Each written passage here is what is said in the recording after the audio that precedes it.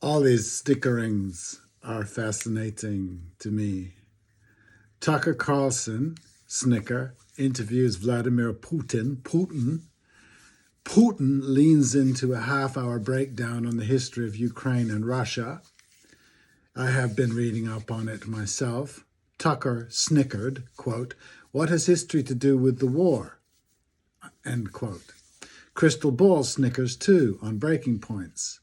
Quote, "Vlad does what he does, goes off on this long history lesson. This is typical. What has this got to do with the war in Ukraine?" End quote. Or, "What's history to do with war?" Americans ask, snicker. Or, "Oh my God." All over the US media, snickers ring out.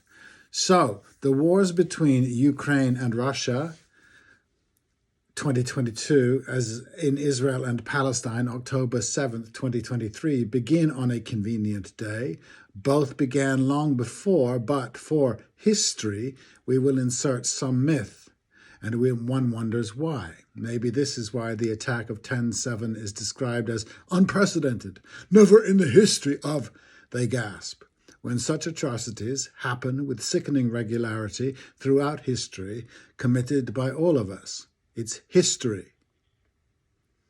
I guess it is a propaganda technique or a Western journalist's one to snicker at our peril, because behind the snickers there are people being killed, and it would be very fruitful for the US in particular to stop avoiding history. DeSantis is doing in Florida what the rest of the country insists on, including the left, for good reason. The real history is horrible.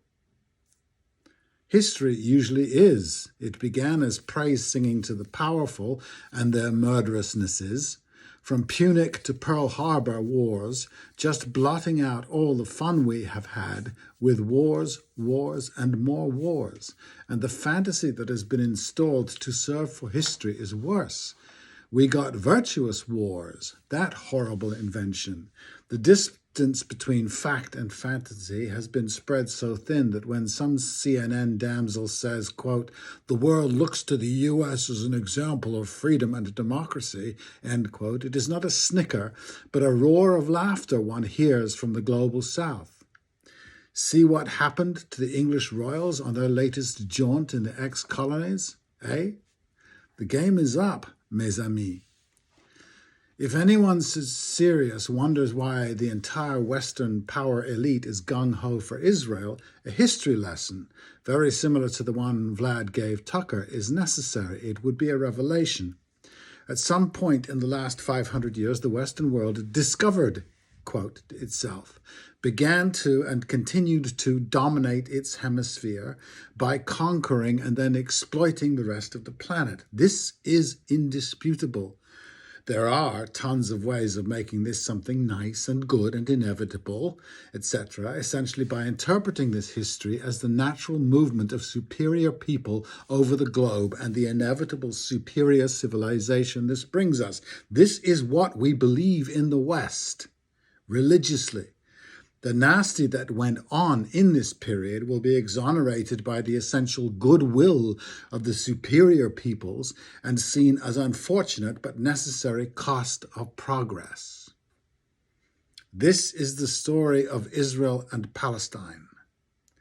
Had someone in Whitehall suggested there be a big symposium, a sit-down between Jews and Arabs after the Second World War, or even the First World War, oh, what might have been avoided had the colonial hegemons actually been wise and not just most bigly armed.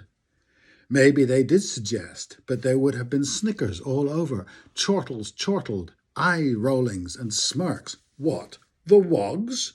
What? Negotiate? The world is controlled by the good guys, us. So why negotiate with the bad guys, them, except as a right or cover for what we are going to do anyway?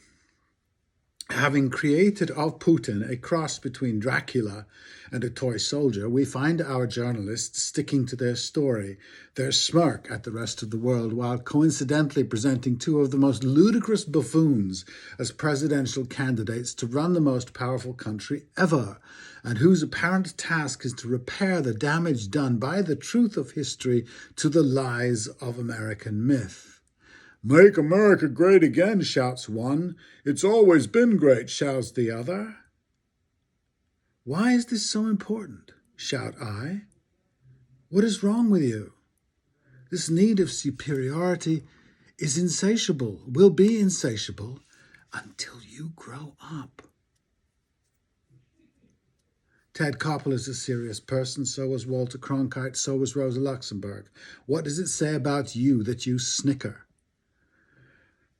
Perhaps Carlson will interview Joe or Donald when they are all done, but never while they are in power. Why? They will and do embarrass themselves. Why? Because their slogans, their stated beliefs are meaningless.